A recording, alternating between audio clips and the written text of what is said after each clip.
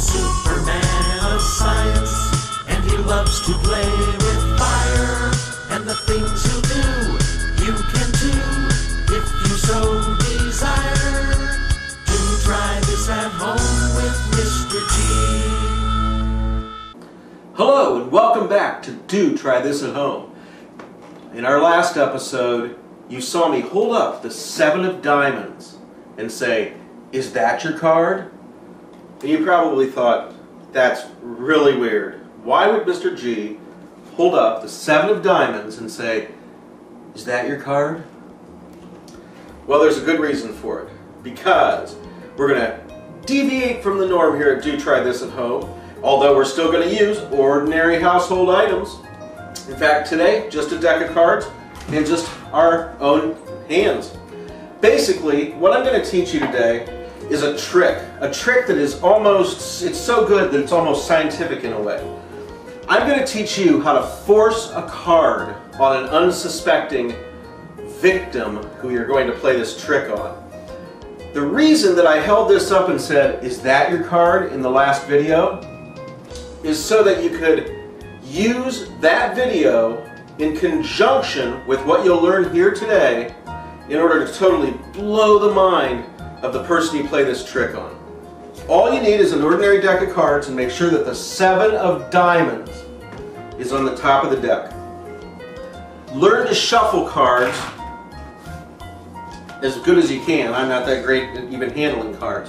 But learn to shuffle them and still keep the 7 of diamonds on the top of the deck.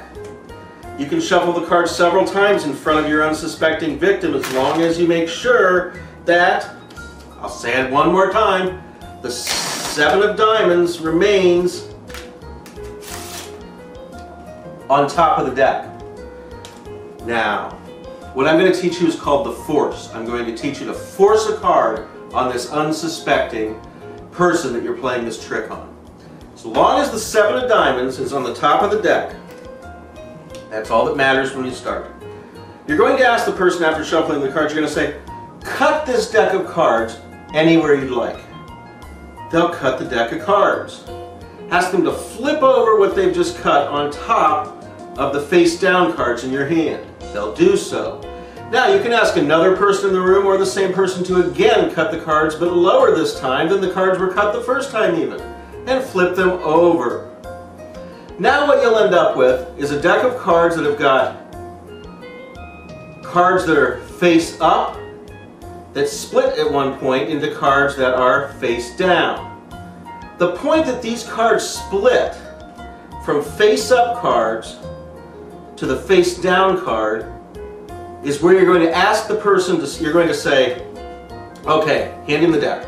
Say, "Now take these cards and look through them until you get to the first card that's face down in the deck.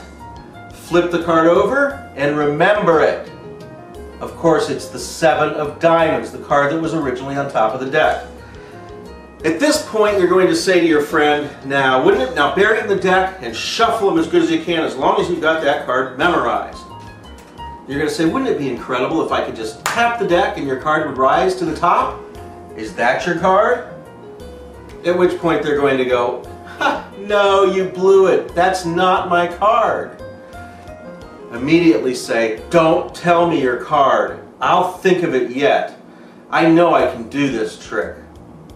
But in the meantime, why don't we go watch this thing that I found on YouTube. It's a guy named Mr. G, and you've got to check this out. It's really funny. Start to play the last episode, the one where I took iron out of breakfast cereal, episode 7 of season 2. Start playing it. As he watches me sit there and stir the breakfast cereal or pour it or smash it or whatever I was doing at the time, and then I cut away, or I say I'm going to cut away for a minute while I smash cereal, that's what I was doing. Then I pick up a card and go, "Is that your card?"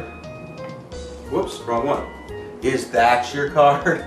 And as long as you forced the 7 of diamonds properly on this person, their mind will be blown. They won't believe what they just saw.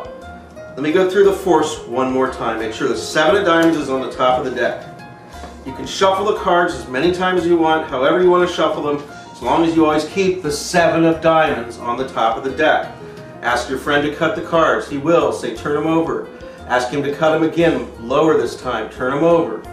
When he does this, look for the first card, which is face down. When that card is turned over, 7 of diamonds.